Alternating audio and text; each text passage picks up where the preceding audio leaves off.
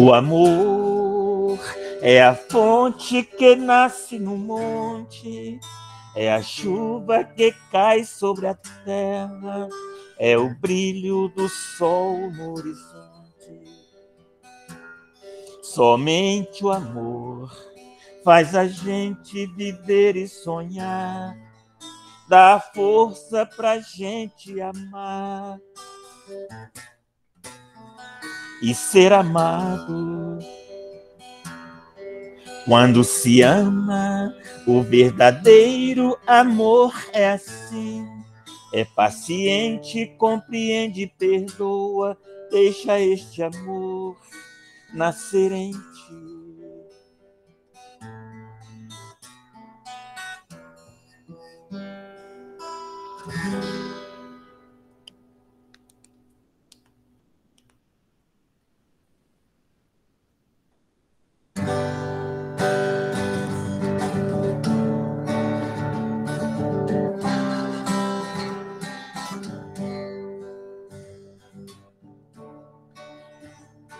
Eu quero sentir suas mãos a me tocar.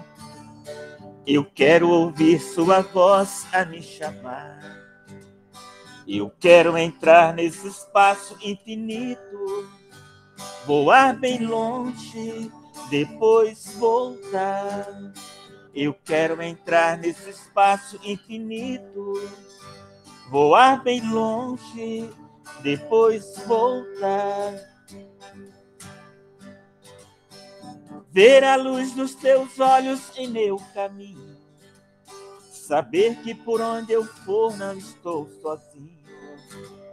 Eu quero caminhar pelo mundo, plantando a semente de amor.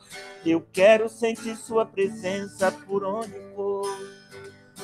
Eu quero caminhar pelo mundo, plantando a semente de amor. Eu quero sentir sua presença por onde for. Eu quero sentir suas mãos a me tocar. Eu quero ouvir sua voz a me chamar. Eu quero entrar nesse espaço infinito, voar bem longe, depois voltar. Eu quero entrar nesse espaço infinito, voar bem longe, depois voltar.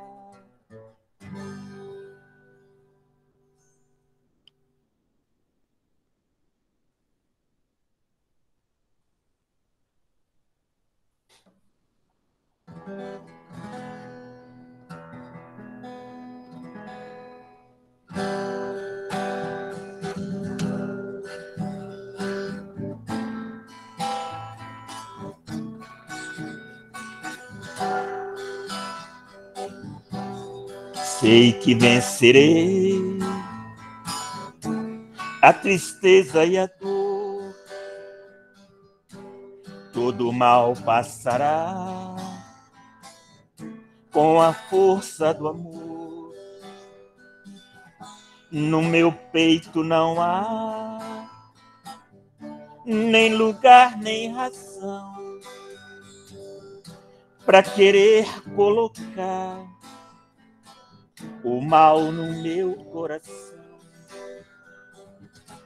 Quando falo de amor, eu me vejo na luz, eu desfaço a dor no amor de Jesus. Então vou amar, trabalhar pelo bem, esteja onde estiver, deixar a minha vontade seguir o comando do amor e da fé. Então vou amar, trabalhar pelo bem, esteja onde estiver, deixar a minha vontade seguir o comando do amor e da fé.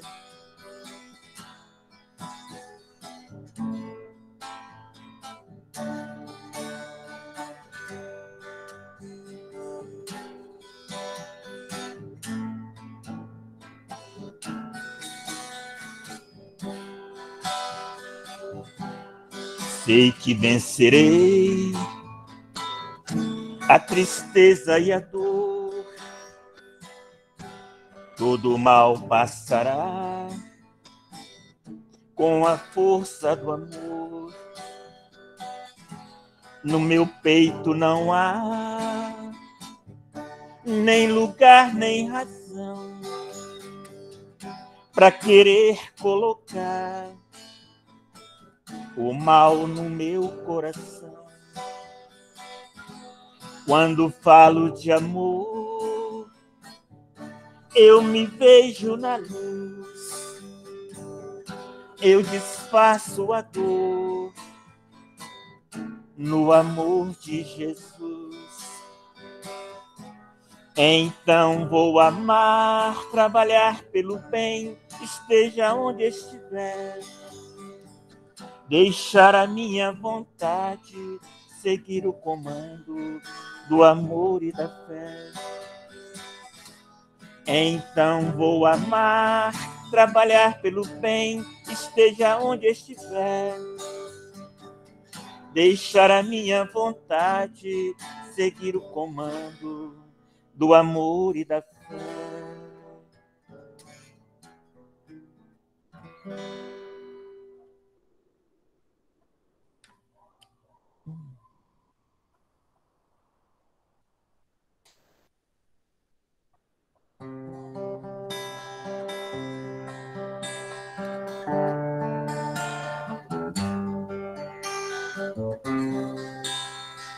Oh,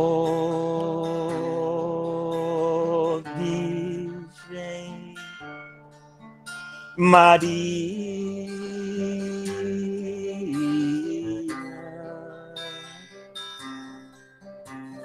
vem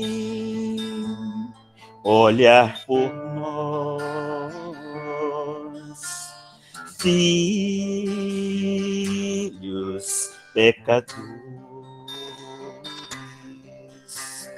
Virgem abençoada, serva de Deus, és tu, ó Mãe querida, luz do amanhecer, fonte cristalina, força que nos faz viver. Virgem Maria, Virgem Maria, Maria, nós te agradecemos, doce Mãe querida, luz de nossa vida, que o seu amor envolva os nossos corações. Amém. Amém.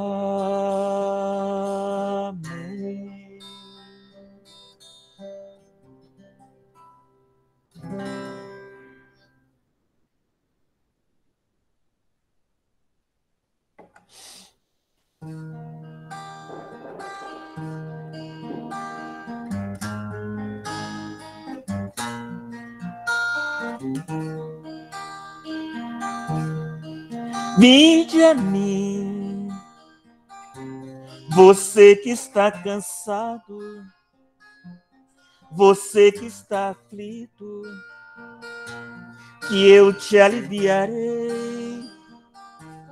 Segue o meu caminho, que eu te conduzirei. Eu te darei abrigo Nunca te deixarei. Se sentes tão sozinho, não desespere, ó meu irmão, eu estarei contigo. Tenha confiança, eu sou seu amigo.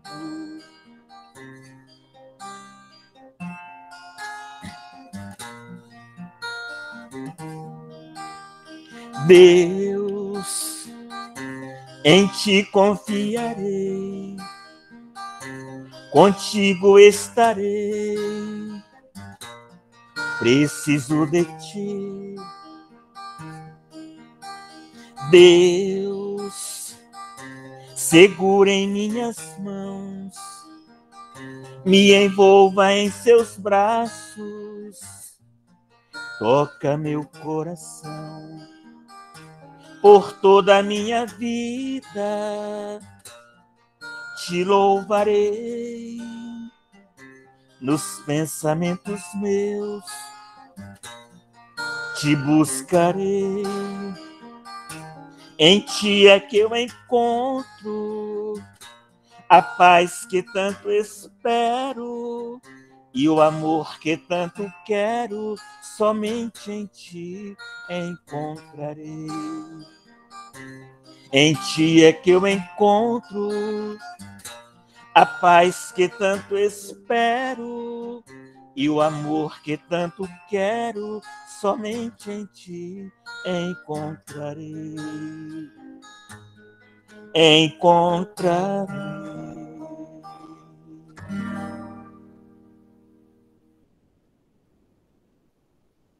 Gratidão. Gratidão, Toninho. Deus abençoe. Que assim seja. Bom demais a harmonização. Muita paz, muita luz, bom trabalho para você. Um bom trabalho para a Ana aí. Vou ficar aqui ouvindo um pouquinho. Amém. Sejam todos bem-vindos a Peixesdem, Wagner e Ana, também sejam bem-vindos.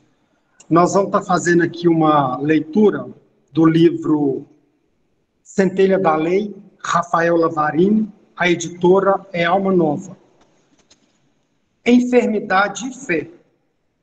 A enfermidade do corpo é oportunidade divina para embelezamento da alma. E por mais difícil que seja a situação enfrentada por ti ou por um ente querido, no que se refere aos problemas do corpo físico, permaneça acreditando em dias melhores e na bênção da corrigenda para o corpo. Neste momento, procure estar ainda mais unido à família, fazendo um tratamento espiritual coletivo.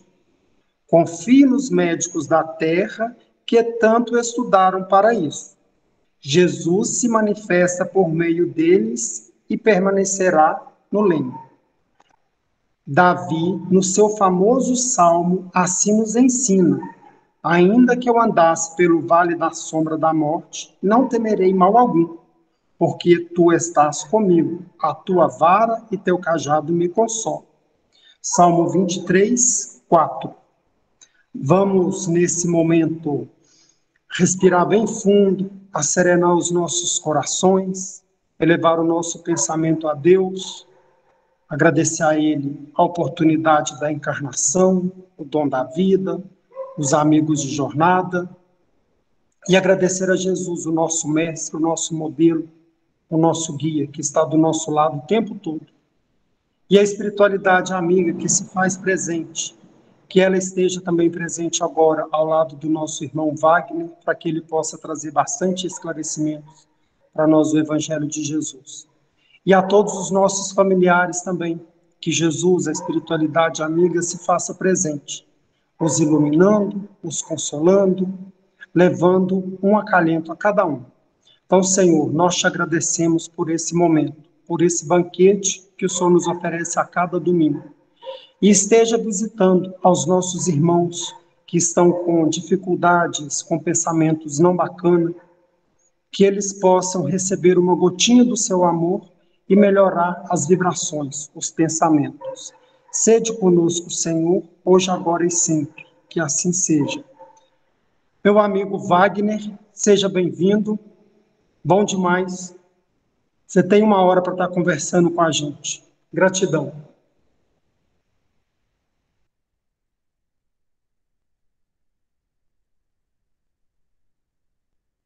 Será que tá sem áudio?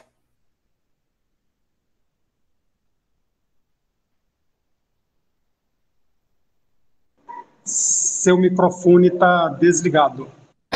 Estou. Grande observação. Boa noite a todos. Sejamos todos bem-vindos ao estudo da noite. Fico agradecido pela oportunidade, pelo tema. E então, o nosso tema hoje é: haverá falsos cristos e falsos profetas. Isso não é uma pergunta, é uma palavra que afirma que haverá.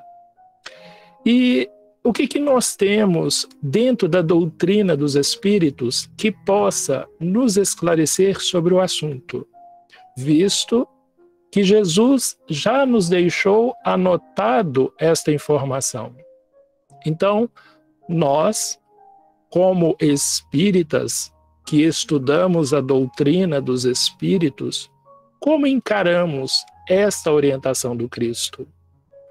E nosso estudo ele tem como tema, como referência, o Evangelho segundo o Espiritismo, o capítulo 21, onde o título é: haverá falsos profetas e falsos cristos. Não é uma pergunta, é uma afirmação que há de existir. Os itens 11, de 1 a 11, e nós temos também no livro de Mateus, na Bíblia, no capítulo 24, nesses versículos, e no livro de Marcos, também no capítulo 13. Como o nosso estudo está sendo gravado, eu passarei por algumas telas com uma certa rapidez. Mas como ele é gravado, depois aquele que desejar pegar a informação mais completa poderá voltar no vídeo, parar naquele ponto e fazer uma leitura da referência que normalmente eu deixo anotado aqui no rodapé, de onde foi tirado a informação. Todo o estudo, as palavras são dos Espíritos. Até mesmo alguma colocação que eu possa fazer, eu tenho como base a referência dos Espíritos. Pode ser que às vezes eu não tenha colocado aqui, dado ao volume de informações, mas se precisar e se alguém tiver alguma dúvida ou desejar ver aquela referência e aquelas palavras, é só me solicitar que eu a transmito num outro momento para que possa ficar completa a informação e identificado o autor da colocação. Então, nós vamos observar que a primeira coisa que nós precisamos compreender sobre aquilo que vamos estudar são algumas palavras no dicionário. Então, profeta, que no feminino significa profetiza, no nosso dicionário diz assim: em uma religião qualquer, um profeta é um indivíduo que alega ter sido contatado pelo sobrenatural ou pelo divino e que fala por ele, servindo como um intermediário com a humanidade, passando este novo conhecimento descoberto por aquele que diz profeta da entidade sobrenatural para outras pessoas. A mensagem transmitida pelo profeta é chamada de profecia. Então essa é uma definição do dicionário que diz que em uma religião, um profeta é um indivíduo que alega ter sido contactado, ter tido uma comunicação com algo sobrenatural ou com um ser divino. E que este profeta fala por esta individualidade, por esta divindade. Então, isso é importante a gente compreender essa definição que está no nosso dicionário, porque nós vamos compreender e aprender ao longo do estudo que profeta, ele não se declara. profeta verdadeiramente é aquele que, nas gerações futuras, são reconhecidos os homens do passado como profeta. O próprio Jesus nos diz que o profeta ele não é reconhecido na sua casa nem na sua terra. E ele fala isso porque ele estava no momento em Nazaré e ele, apesar de fazer as curas que se está no Evangelho, ainda assim, aqueles que viam e ouviam não acreditavam nele. Então, os doutores da lei perguntavam: mas quem é este Jesus? Nós não conhecemos os seus pais?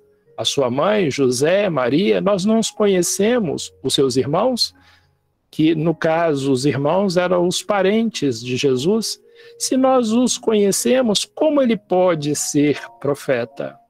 Então, observamos que ele, Jesus, não se pronunciava como profeta, mas aqueles que o conheciam numa intimidade passaram a crer que ele era o missionário que veio conforme estava descrito no Velho Testamento, nas profecias que se foram cumprindo. Mas ainda assim os doutores da lei que conheciam o Velho Testamento, as profecias de Moisés, de Elias, de Davi, não acreditavam e não reconheciam em Jesus, pois eles diziam: nós não conhecemos os pais de Jesus? Como pode ele ser um profeta? Então, tanto Jesus quanto a doutrina espírita nos mostra que o verdadeiro profeta só é reconhecido nas gerações futuras e através da observação e do estudo do comportamento moral daquele indivíduo, e que a geração contemporânea, que a geração que vive na mesma data daquele que, trazendo conhecimentos morais, não o reconhece como profeta. E aí o dicionário nos traz uma observação muito interessante sobre a definição de profeta, porque eles dizem, no dicionário, em uma religião, um profeta é um indivíduo que alega ter sido contactado pelo sobrenatural ou divino e que fala por eles. Então, por que Jesus nos chamava a atenção sobre os falsos profetas? Vamos observar que a palavra falso, também no dicionário, significa contrário à verdade, sem correspondência com a realidade. Isso significa que nós podemos verificar o que alguém diz e podemos verificar a veracidade ou a falsidade. Mas para isso nós precisamos estudar o que é colocado. Falso também é que oculta o que realmente pensa, aquele que é fingido, né, que diz ser nosso amigo, mas que nos trai pelas costas, que aparenta ser real, mas não é, cujo o conteúdo foi adulterado.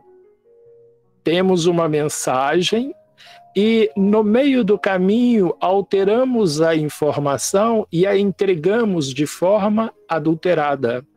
Tanto que o nosso estudo tem como uma das primícias, ao prepará-lo, é colocar no rodapé de onde foi tirado as informações, para que o que esteja aqui anotado possa, em momento futuro, ser verificado, ser consultado para saber se isso é realmente uma verdade ou uma falsidade.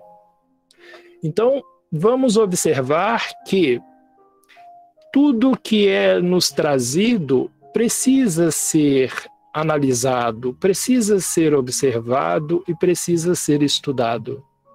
Então, Jesus diz para a gente assim, prestem atenção, Eu estou lhes dizendo tudo isso antes que aconteça. E o que é que irá acontecer antes?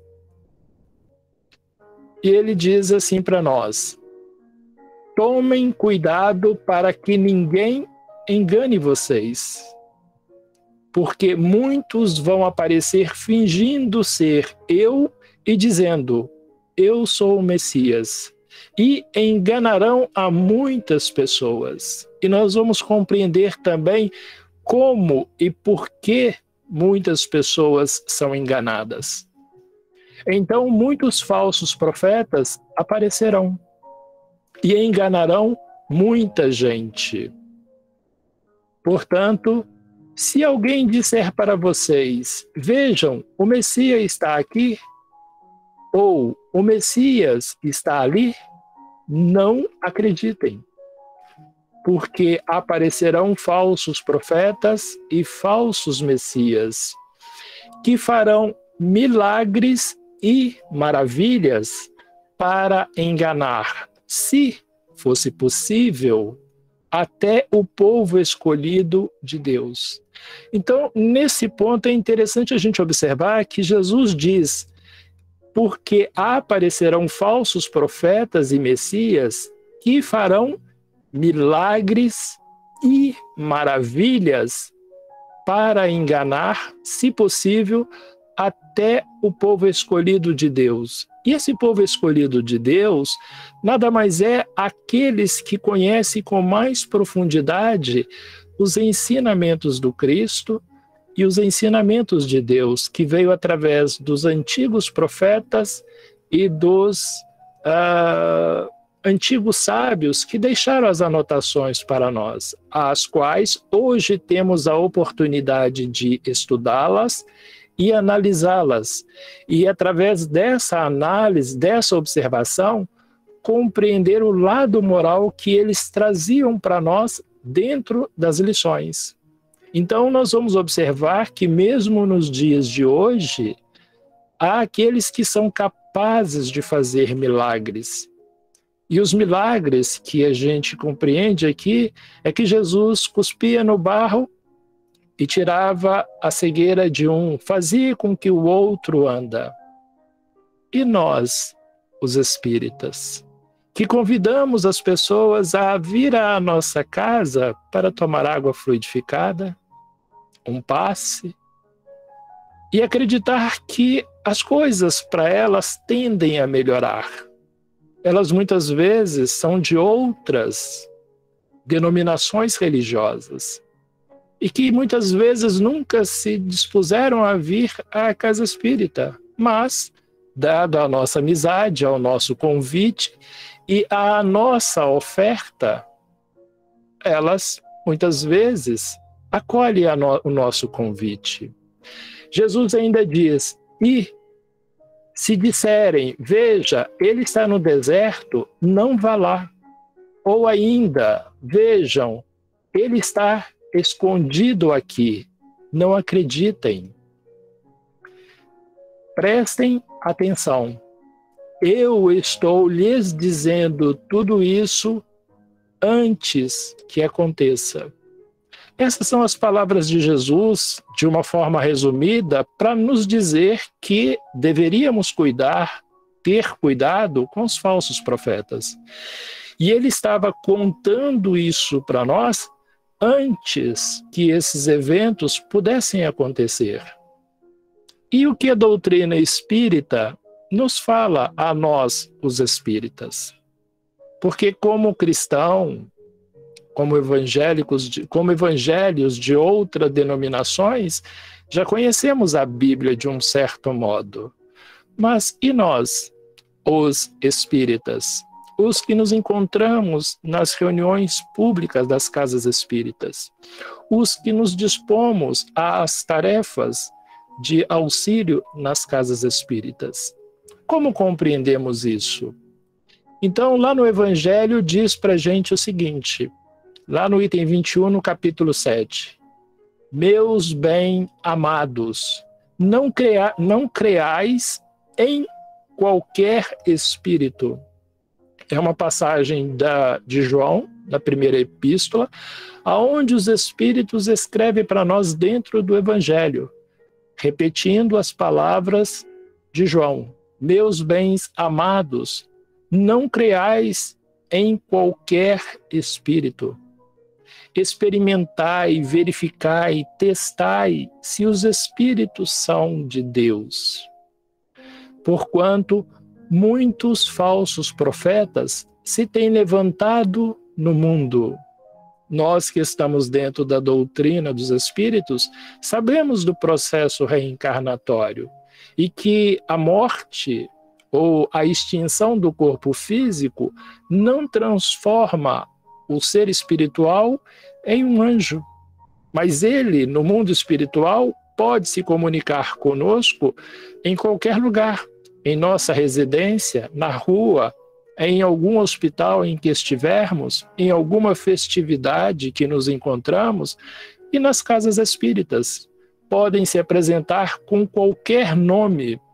Então, João, no Evangelho, lá na epístola primeira, ele deixa anotado para nós dizendo que não devemos crer nos espíritos e que antes de crer, devemos experimentá-los. Quando alguém chega no local, numa repartição, pedimos a identidade daquele indivíduo para ver se quem ele diz que é realmente através da identidade. Não é possível verificar isso através da comunicação do mundo espiritual com o mundo físico, mas a doutrina nos traz outros elementos que nos permite isso. Então, os espíritos dizem que o espiritismo, para aquele que desenvolve, que estuda com afinco a doutrina dos espíritos, diz que o espiritismo nos faculta os meios de experimentá-los, apontando os caracteres pelos quais se reconhecem os bons espíritos, caracteres sempre morais, nunca caracteres materiais, mostrando para nós que toda vez que um espírito atua materialmente, este ato dele não é louvável de ser utilizado para verificar se ele é um bom espírito. Porque da mesma forma que qualquer um de nós, encarnado, possamos encontrar alguém caído no chão e socorrê-lo naquele momento, levando a um hospital, um espírito momentaneamente desencarnado, ele pode auxiliar o encarnado em algumas das suas dores. Mas isso não significa que este espírito que fez aquele socorro seja um verdadeiro espírita bom. E a doutrina ainda nos diz, dentro desse capítulo, lá no item 11, chamando a atenção nossa, dos espíritas: aprendei, pois, antes de tudo, estudai antes de tudo, a distinguir os bons e os maus espíritos, conhecê-los, compreendê-los, saber como funcionam as coisas, para que, por vossa vez, não vos tornardes falsos profetas. Porque sim, dentro das casas espíritas, como em qualquer outro local, vamos nos deparar com os falsos profetas, tanto no mundo físico quanto no mundo espiritual, e o espírito Luos, espírito protetor, nos diz que nós devemos buscar aprender antes de tudo para que a gente possa ser capaz de compreender os bons espíritos, para que nós não nos tornemos falsos profetas. E por que ele diz isso? Vamos observar alguém que está doente. Não importa qual a sua denominação religiosa. A pessoa está muito doente, ela está sofrendo muito, ela está passando mal. Se tem férias, ela não tira porque ela está doente. Se tem festa, ela não vai porque ela está doente. Se tem feriado prolongado, ela não viaja porque está muito doente. Se as pessoas se reúnem para um almoço de confraternização, ela não participa porque ela está muito doente. tudo nela dói. Não importa a sua denominação. E aí, o que fazemos às vezes? Olha, venha à casa espírita, venha tomar um passe, vamos tirar um receituário para você, venha tomar água fluidificada, venha assistir às nossas reuniões. E aí, como nós vamos observar, no dia de cura, as nossas casas ficam super lotadas. Não tem como, às vezes, se movimentar ali dentro. Porém, naqueles dias exclusivamente de estudo, nós, muitas vezes, temos 2, 3, 4 pessoas, meia dúzia, dependendo do tamanho da casa e do número de tarefeiros, porque muitas vezes nem os próprios tarefeiros da casa que se dispõem à tarefa de auxiliar o próximo no dia do estudo não aparecem. Por isso, o Espírito Luos nos convida, nos chama a atenção e nos pede: aprendei, pois, antes de tudo, a distinguir os bons e os maus espíritos, para, por vossa vez, não vos tornardes falsos profetas. E, diante disso, vem a questão em que Jesus nos pergunta. Eu vou utilizar a parábola do bom samaritano para nos dar auxílio.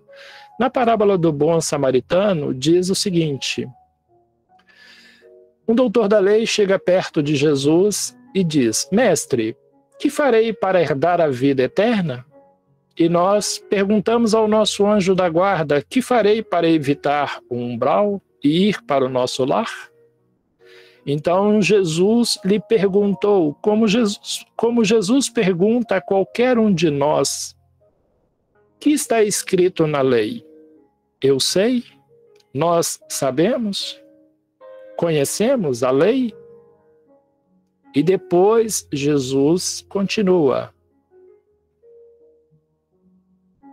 como interpretas o que está escrito na lei?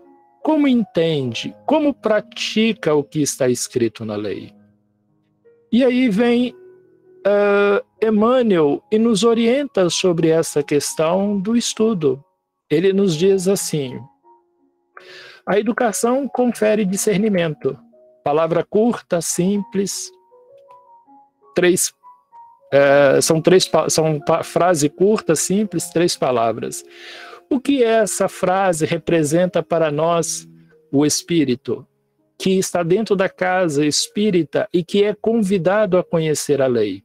Então, se nós observarmos o dicionário, educação no dicionário significa ação ou efeito de educar, de aperfeiçoar as capacidades intelectuais e morais de alguém. Nós buscamos essa melhoria intelectual para compreender os ensinamentos do Cristo e da doutrina. Concede é o mesmo que dar, conferir, conceder. E discernimento? Discernimento é a aptidão para aquele que se educou, é a aptidão para avaliar algo com sensatez e clareza, bom senso. Capacidade para perceber a diferença entre o certo e o errado. Então, na frase do Emmanuel, quando nós abrimos com mais detalhe essa frase dele, vamos perceber que somente a pessoa que se instrui, somente a pessoa que busca conhecimento é que vai ter a capacidade de compreender o que é certo e o que é errado. E pelo seu livre arbítrio poderá escolher um ou outro caminho. E Emmanuel, então, nos traz uma outra frase dizendo o seguinte: aquele que se instruiu, aquele que se educou, aquele que sabe o que é certo e o que é errado, ele diz: e o discernimento é a luz que nos ensina a fazer bem todo o bem que precisamos fazer. Nós temos consciência e certeza daquilo que estamos fazendo em favor daqueles que estão à nossa volta? E aí, a doutrina nos chama a atenção dizendo: espírita, amai-vos, este é o primeiro ensinamento que nós ofertamos. E instruí-vos, este é o segundo ensinamento. Então, instruir não é fazer uma leitura, não é frequentar exclusivamente as reuniões públicas. Estudar é como o garoto faz aí na imagem, é estarmos em casa, nos recolhermos por alguns instantes e nos valer de um livro e de outro para fazer a leitura, fazer a anotação e meditar sobre o assunto para entendermos o que aquilo quer dizer. Porque fazer uma leitura, eu já li o livro há 2000 anos de Emmanuel. Quem leu o livro há 2000 anos de Emmanuel e não o estudou, não conhece Emmanuel, não conhece as suas características e nem as suas falhas. Não observa o que o livro traz como ensinamento para nós. Eu já li o livro 50 anos depois, que é exatamente o livro após há 2000 anos. Não vamos compreender quais as razões pela qual aqueles eventos com o espírito que se manifesta nesse livro e que no passado tinha a figura de um senador da República Romana. Então, quando nós dissemos, eu já li o Evangelho, mas não o estudamos, não intercalamos os seus ensinamentos com o livro dos Espíritos, não carregamos o conhecimento que a doutrina nos oferece. E aí, nós vamos observar que quando eles falam, espírita, amai-vos, nós precisamos compreender qual o significado dessa palavra amor.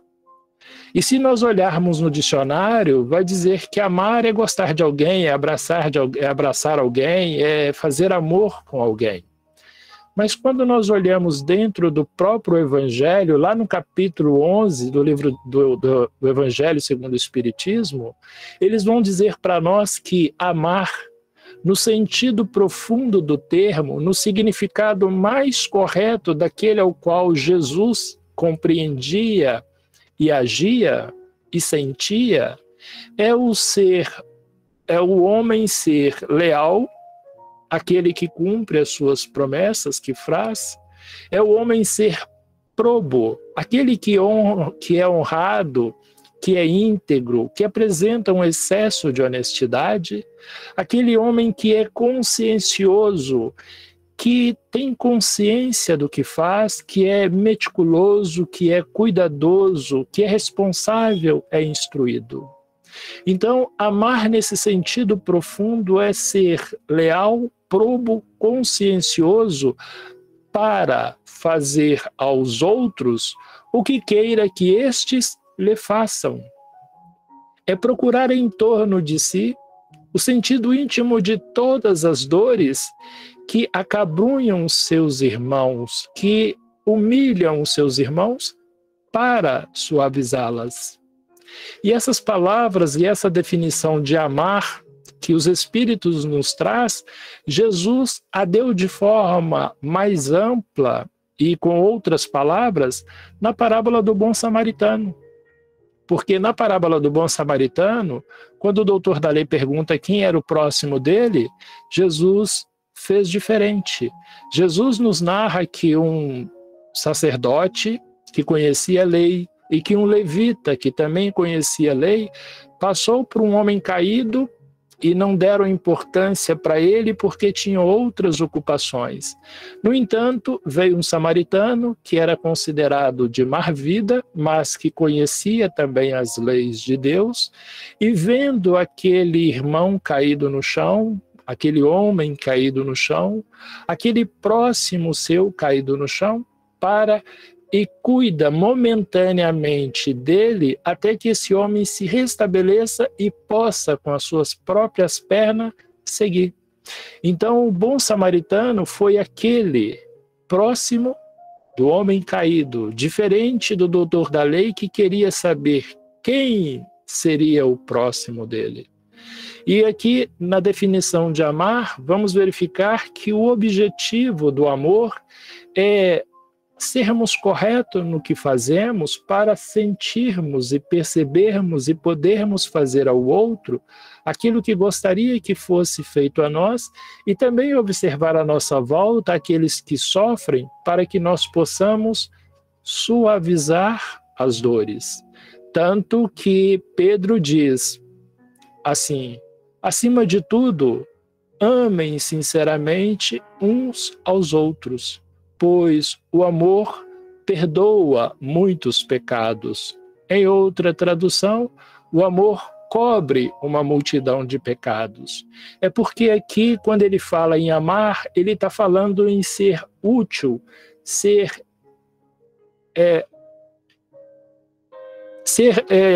ágil, ser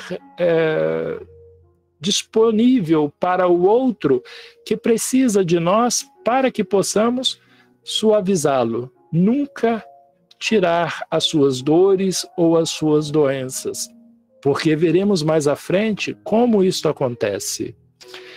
E eles vão terminando a definição de amor dizendo que amar é considerar como sua a grande família humana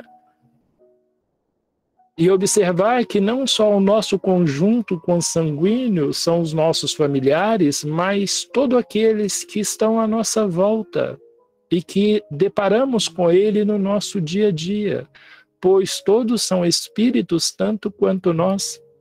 Porque essa família, todos a encontrareis dentro de certo período em mundos mais adiantados.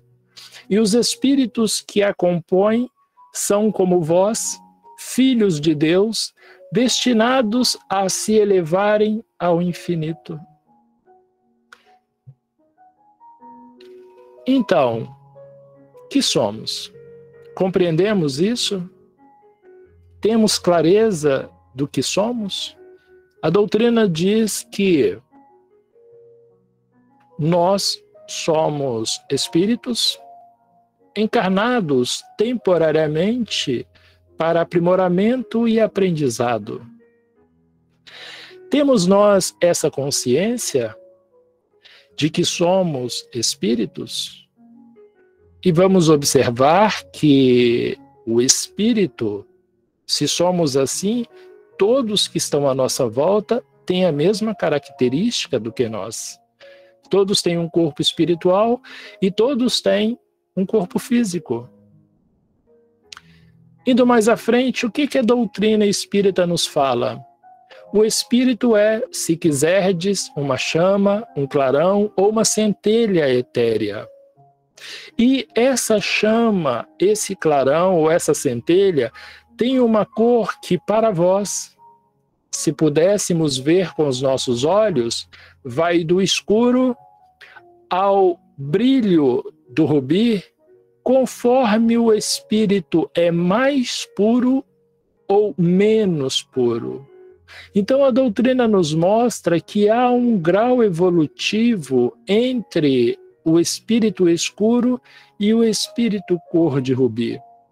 Se existe essa condição evolutiva, quanto tempo se leva?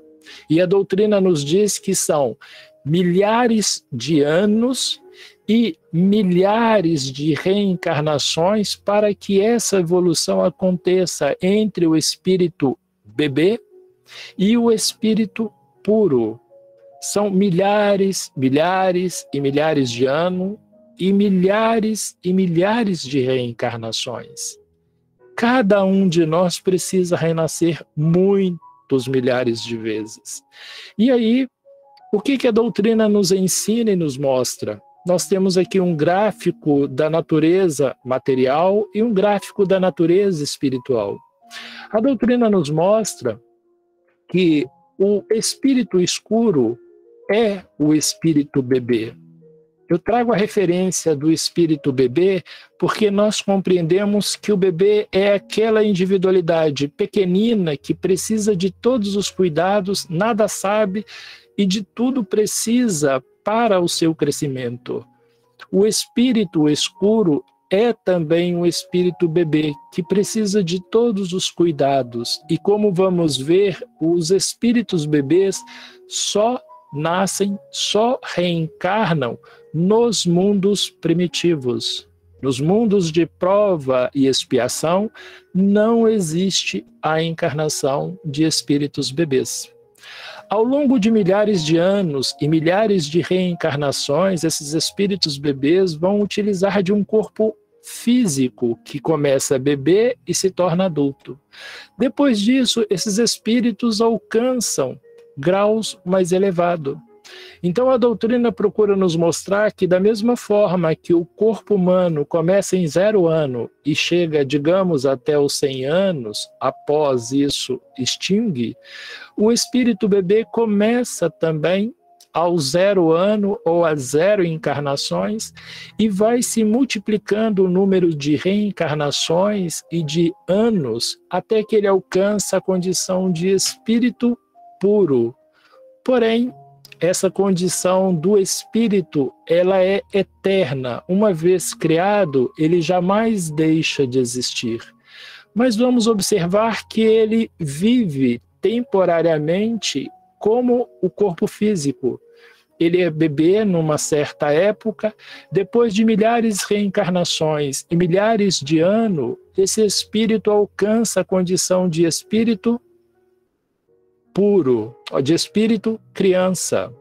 E esse espírito criança, ele vai evoluindo até chegar à condição de espírito jovem. Mas por que não lembramos disso? Porque nós verificamos e nós vemos, enquanto encarnados, o mundo através dos olhos, do olfato, do paladar e do tato. E quando nascemos recebendo um corpo novinho. E também recebemos nesse corpo novinho uma memória física completamente branca, sem nenhuma informação. De tal modo que toda a influência que o espírito bebê sofre é de natureza material.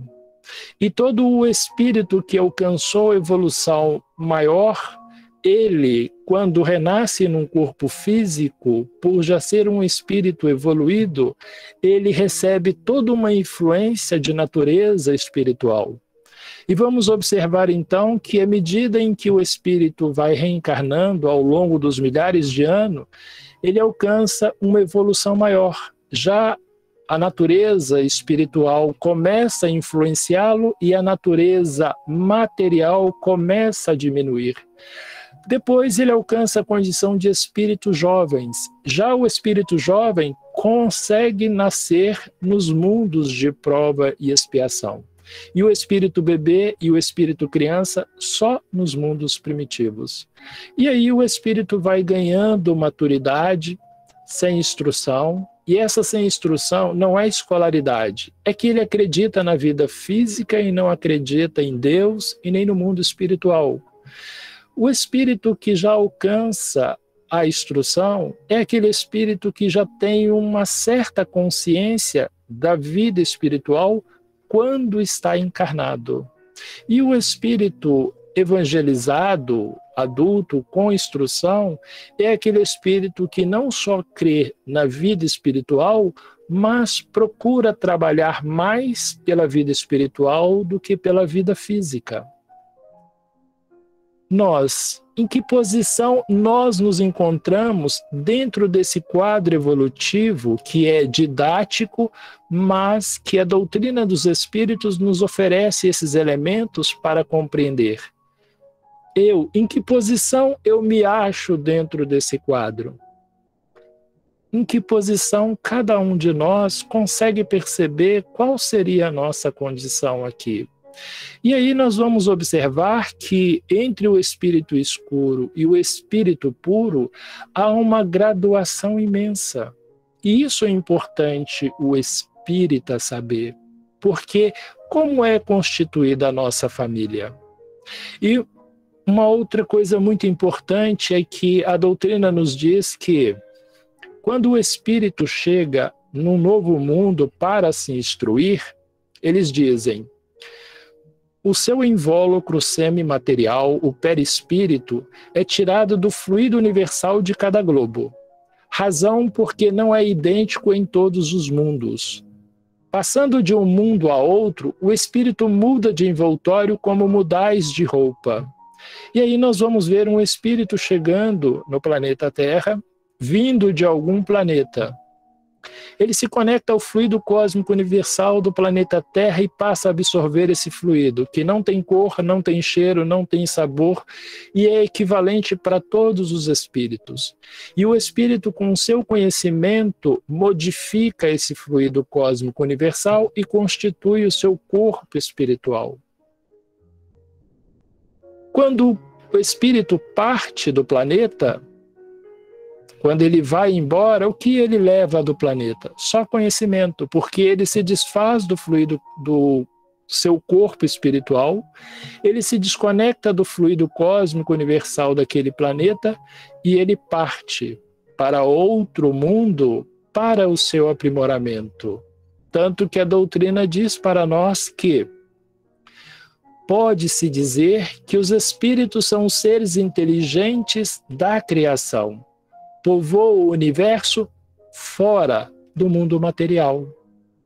E aí nós vamos observar que nos ciclos evolutivos dos planetas, nos mundos primitivos, nós teremos os espíritos bebês e os espíritos criança, e é onde, quando esses espíritos crianças alcançam a condição de espírito jovem, eles vão para os mundos primitivos. É como na escola, você tem uma sala de aula do primeiro ano.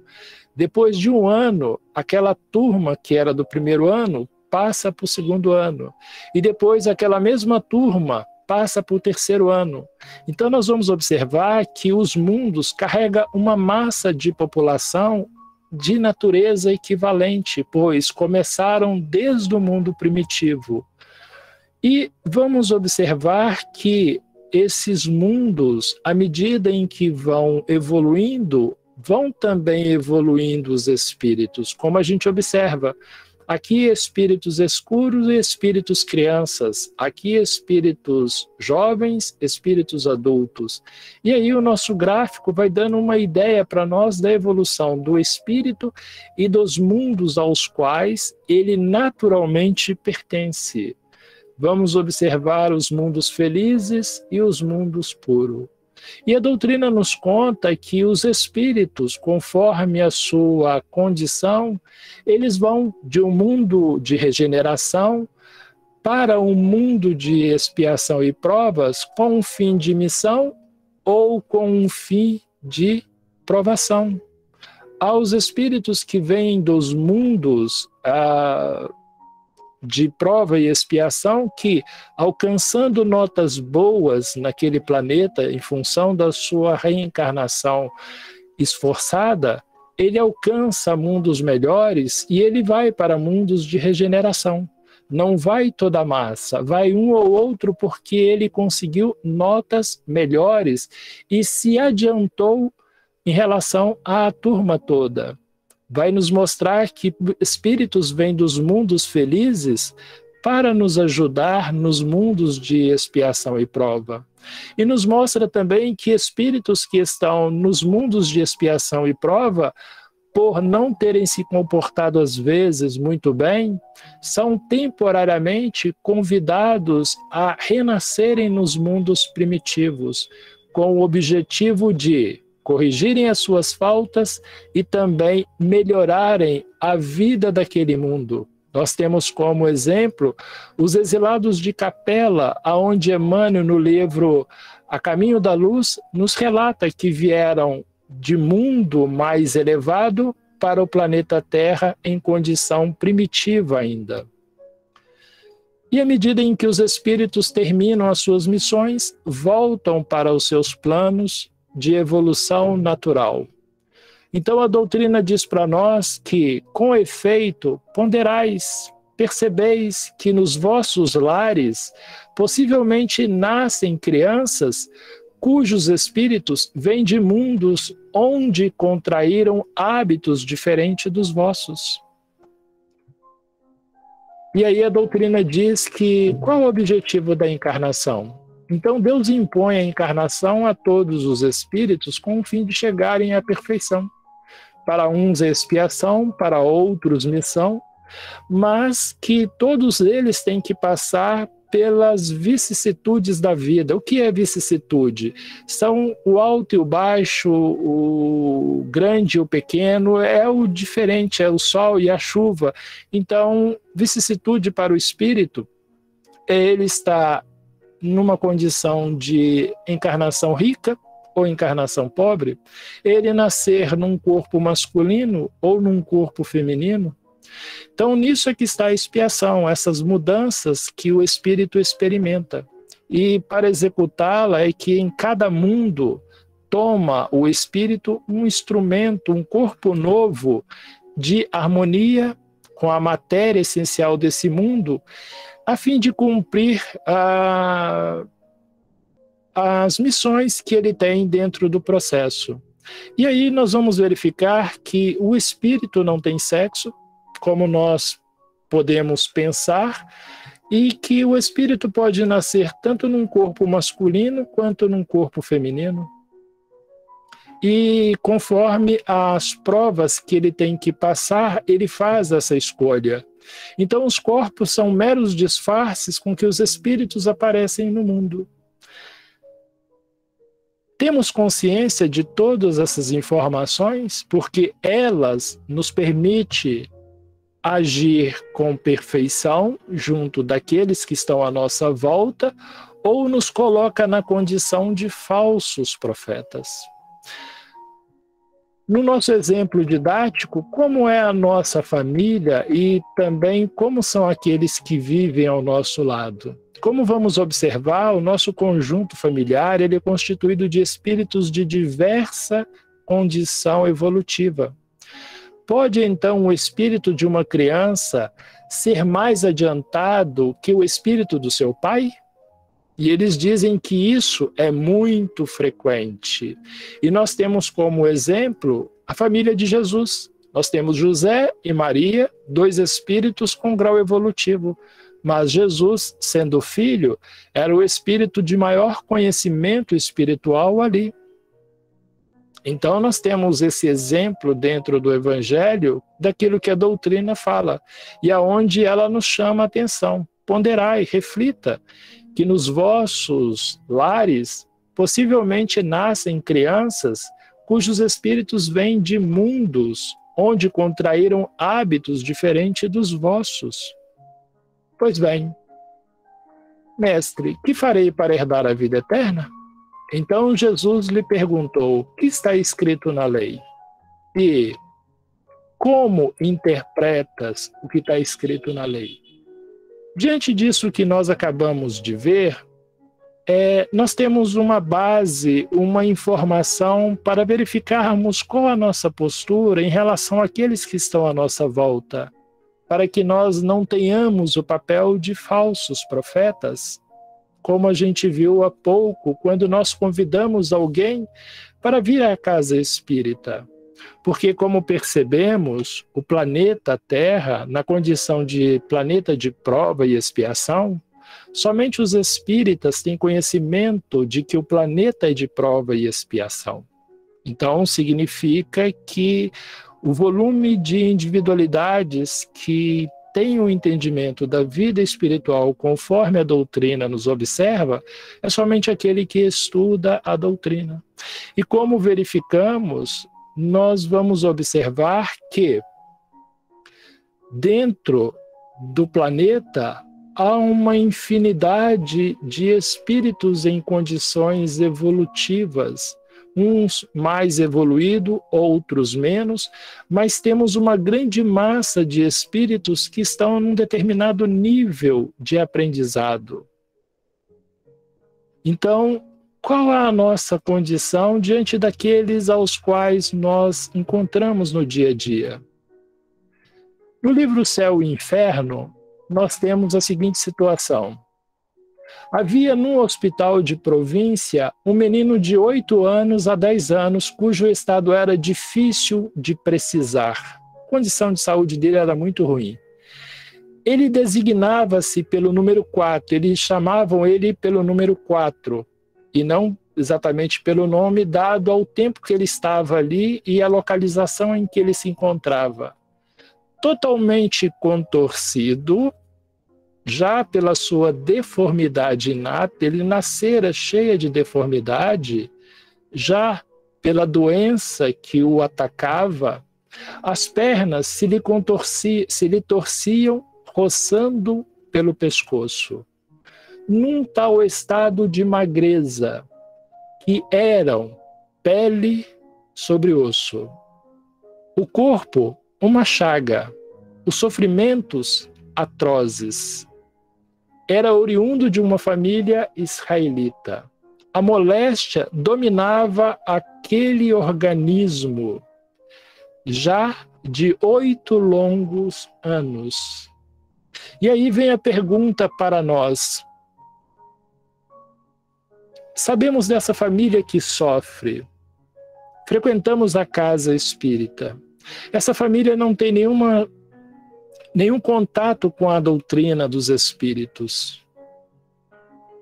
E aí, como eu observei, nós vamos se aproximar dessa família e dizer que se a gente conseguir levar a criança, mas essa criança não é possível porque ela está internada, mas se os pais frequentassem a casa espírita, se eles tomassem passe em favor da criança, se tomassem água fluidificada em favor da criança, talvez isso melhoraria. Se eles frequentassem a reunião, talvez isso ajudaria. Mesmo que usássemos essas palavras, precisamos compreender que quem sente dor, quem sofre muito, nem sempre escuta direito. E quando ele ouve a palavra cura, ele muitas vezes se torna cego, ele não compreende mais nada e fala, bom, se isso cura, eu quero. Tanto que na nossa imagem, lá atrás, nós vamos observar que no dia de cura, a casa está super lotada. Quem são essas pessoas que vêm para casa no dia de cura? Quais são esses espíritos encarnados que frequentam o centro espírita no dia de cura? Qual a consciência e a clareza que têm esses espíritos encarnados que estão na casa no dia de cura? E por que esses espíritos encarnados estão na casa no dia de cura? Foi porque eles, pela própria vontade, se dispuseram a ir buscando algum tipo de auxílio? Ou porque chegaram lá através das nossas orientações, das nossas observações? Daí eu tenho outro caso, também lá no livro Céu e Inferno. Este não passou de um pobre israelita que é o Cismel. Então, ele é um espírito, tanto quanto nós, encarnado, e que durante 30 anos mendiga, com uma salva na mão, com uma bacia na mão, aonde dizia por toda a cidade, era bem conhecido aquela voz que dizia, lembrai-vos dos pobres, das viúvas e dos órfãos. E aí, nós conhecemos esse Cismel, como lidamos com ele? Levamos para a casa espírita, dizemos a ele que as coisas vão se melhorar e que ele tomando um passe, água fluidificada, tomando um banho ali, muda as coisas? E aí como o nosso tempo está curto, Ademir, se você falar que pode mais um pouquinho, eu vou esticar, tem mais um pouquinho de material também, tá? Se você falar que está na hora, tranquilo. Temos também o Josefe. Pertencia à classe média da sociedade, alguém que vivia e que vive numa condição financeira boa e gozava de modesta abastança, tranquilo, boas condições financeiras, ao abrigo de qualquer privação, sem fome, sem sede, tranquilo, nada o atingia financeiramente. E esse Joseph é um espírito que os pais destinavam à indústria, que queria que ele tomasse conta das empresas do pai e que deram-lhe boa educação. Porém, esse jovem, aos 20 anos, ele perde a visão. E esse Joseph é um conhecido nosso, é um parente nosso, que é de uma denominação religiosa qualquer. E aí? Vamos convidá-lo para a casa espírita? Vamos dizer que água fluidificada, passe com receituário pode ajudá-lo? Ele está sofrendo muito, dói muito a situação dele. E mais um, Clarice, era uma menina de 10 anos. Havia 4 anos que se achava profundamente enferma. Então, como convidar, como chamar essas pessoas que não têm nada a ver com a doutrina dos espíritos? E o mais importante, qual o grau evolutivo dessas almas? Nós convidamos normalmente pessoas para a sala de faculdade quando essas pessoas têm uma capacidade técnica para a faculdade. Nós não podemos pegar uma criança de 7 anos que está estudando o primeiro período do fundamental e levarmos para uma sala de faculdade. Ele até vai conosco, mas ele não vai entender absolutamente nada do que acontece ali. E todo aquele que sente dor acredita, escuta aquele que fala com ele. E nós que conhecemos a doutrina dos espíritos e o processo reencarnatório, como lidamos com isso? E por que as nossas casas, nos dias de tratamento, ficam cheias? E por que as nossas casas, no dia de estudo, ficam vazias? O que há de errado em tudo isso? Como o espírito Luoz nos diz, em que ele nos pede, deixa eu localizar ele aqui de novo, em que ele nos solicita que, espírita, aprendei, pois, antes de tudo, a distinguir os bons e os maus espíritos, para, por vossa vez, não vos tornardes falsos profetas. Pois aquele que sofre, aquele que sente dor, ele escuta todo aquele que lhe fala sobre uma possível salvação. E nós vamos observar que os espíritos se instruem ao longo de milhares de anos e que no planeta Terra tem espíritos de graus mais elevados, tem espíritos de graus menos elevados e tem espíritos medianos. E a grande massa são espíritos medianos que escutam aqueles que mais sabedoria têm. E aí a doutrina, então, vai nos mostrar que por que nas nossas casas tem muita gente no dia de cura? E vamos observar que eles nos trazem a seguinte informação. No Livro dos Espíritos, quando o espírito volta à vida anterior, quando o espírito está lá no mundo espiritual, todos os espíritos, os mais evoluídos e os menos evoluídos, diante dos olhos se lhe estende toda a sua vida pretérita, todo o seu passado. Então esse espírito, antes de reencarnar, ele vê as faltas que cometeu e que deram causa ao seu sofrer, assim como de que modo as teria evitados. Reconhece justa a situação em que se acha e busca então uma existência capaz de reparar aquelas faltas. Escolhe provas análogas, iguais a de que não soube aproveitar, ou lutas que considere apropriadas ao seu adiantamento.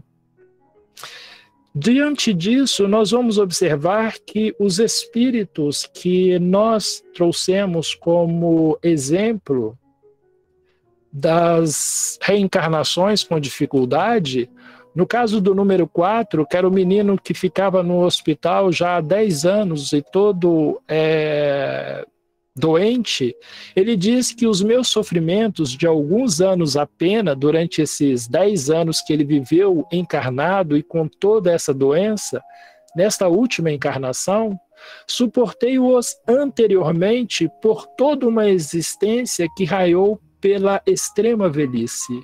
Então esse espírito está dizendo, olha, numa outra existência, eu vivi desta forma, todo entrevado em cima de uma cama e muito doente, até a idade de 70, 80, 90 anos. Porém, esta eu fiquei somente 10 anos.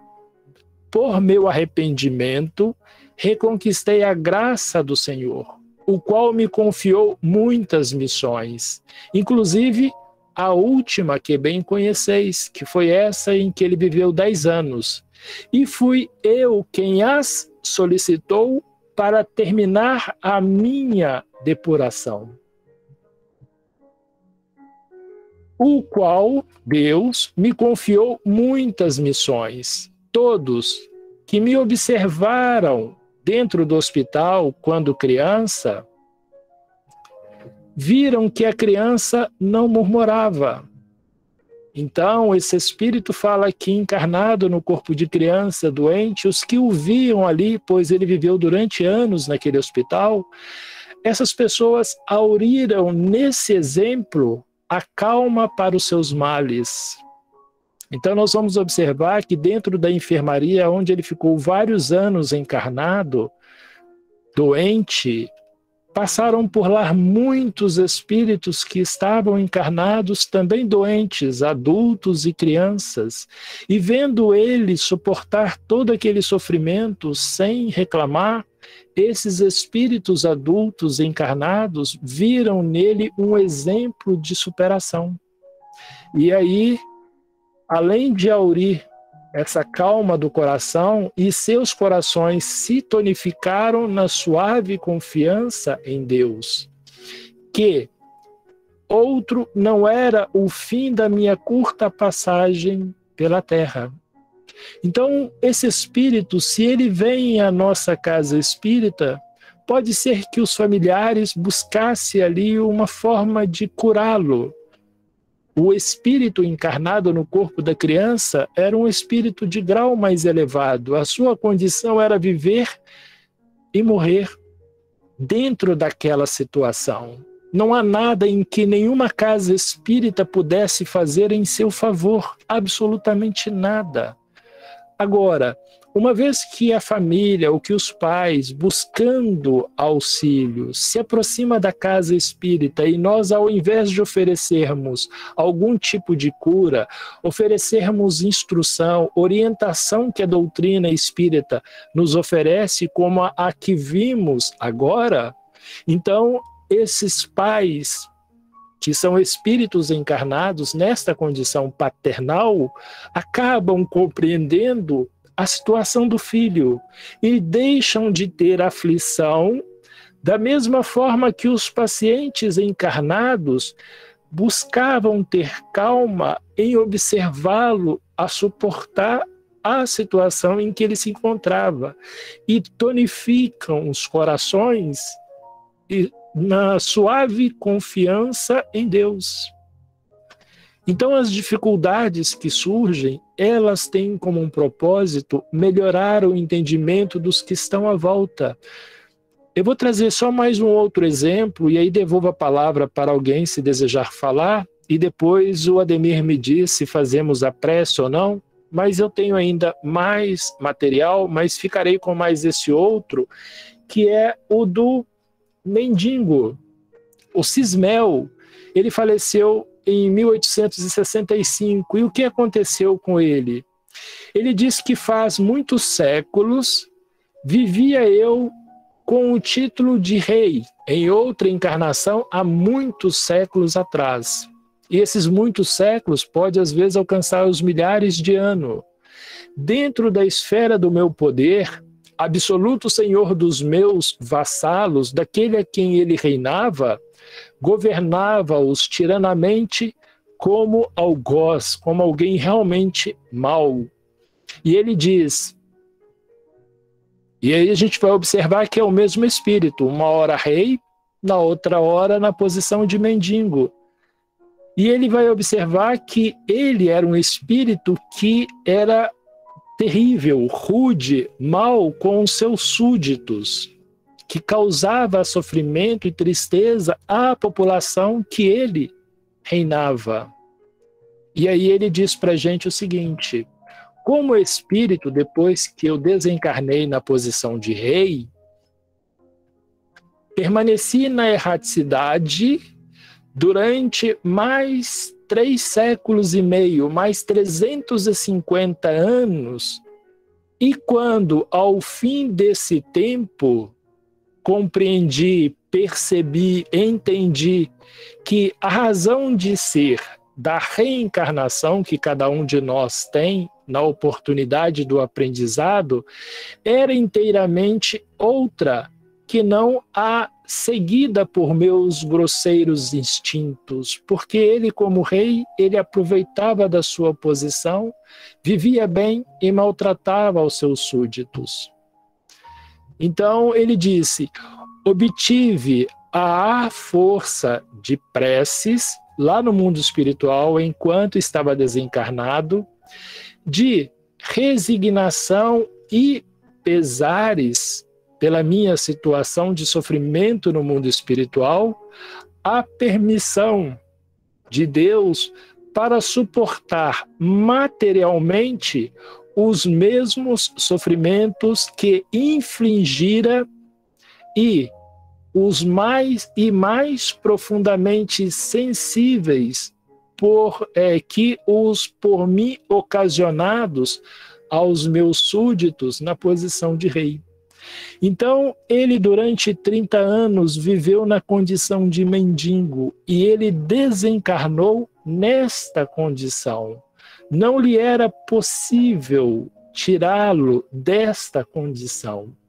Então, esse ensinamento que a doutrina nos oferece, como nós encaramos? E ele finaliza dizendo o seguinte: obtida a permissão para reencarnar nesta condição de mendigo, Deus concedeu que, por meu livre arbítrio, aumentasse os meus sofrimentos físicos e morais. Pois, quando eu era rei, eu era muito rude. Quando preparei a minha reencarnação lá no mundo espiritual, pela questão 393, que diz que antes de reencarnar, o espírito vê tudo o que fez e pede uma nova existência capaz de corrigir aquela a qual ele perdeu. Então vamos perceber que quando chegam esses espíritos ao nosso conhecimento, ou melhor, quando nós temos conhecimento dessas famílias, o que nós ofertamos a eles? Prece, passe, água fluidificada, conhecimento da vida espiritual, promessa de cura? Porque devemos lembrar sempre que aquele que sente dor, ele não escuta direito. Mas quando ele escuta a palavra cura, alívio, saúde, melhoria, ele fica alerta. O restante, as outras palavras acessórias se perdem, mas a palavra cura fica fixada. Tanto que nas nossas casas espíritas, muitas vezes, aqueles que estão lá em tratamento nos perguntam: já estou aqui há 5 sessões, quando é que eu vou ver a melhoria? Então, finalizando a nossa colocação, eu trago novamente a observação do Espírito Liós, que nos pergunta e nos diz: aprendei, pois, antes de tudo, a distinguir os bons e os maus espíritos, para, por vossa vez, não vos tornardes falsos profetas. Ademir, te devolvo a palavra e fico à disposição para alguma outra informação que estão aqui comigo. Moço, gratidão. Que bacana a explanação, muito bom. Você faz a prece para a gente para terminar? Pode ser? Perfeito. Sim, eu faço. E aí a depois, prece. se alguém quiser conversar, a gente continua. Perfeito, estou à disposição. Obrigadão. Nós que possamos fechar os nossos olhos, aproveitar esse clima de harmonia que os estudos que a doutrina espírita nos oferece, nos dá na nossa mente e no nosso coração. Os Espíritos nos falam que neste momento, como estamos em uma vibração mais elevada, eles conseguem se aproximar com maior facilidade junto a nós e nos auxilia naquilo que nós precisamos e que esteja de acordo com a permissão divina. Que possamos, após o estudo, agradecidos pela oportunidade de aqui estarmos, voltar aos nossos afazeres, mas carregando essas informações do mundo espiritual para a nossa consciência, para que no decorrer do nosso dia a dia possamos transformar esta consciência em afeto do coração, em ação àqueles que estão à nossa volta e que rogam auxílio e misericórdia. Como disse Jesus, vós que estáis cansados, oprimidos, vinde a mim, que eu vos aliviarei. Sejamos como Cristo, pois um dia ele disse, vós sois deuses, podeis fazer tudo o que eu faço e muito mais. Sejamos capazes de, através das nossas ações e dos nossos pensamentos e de nossas palavras, dizer àqueles que estão à nossa volta, vós que estáis cansados, oprimidos, vinde a mim, e eu vos aliviarei. Que assim seja. Obrigado a todos.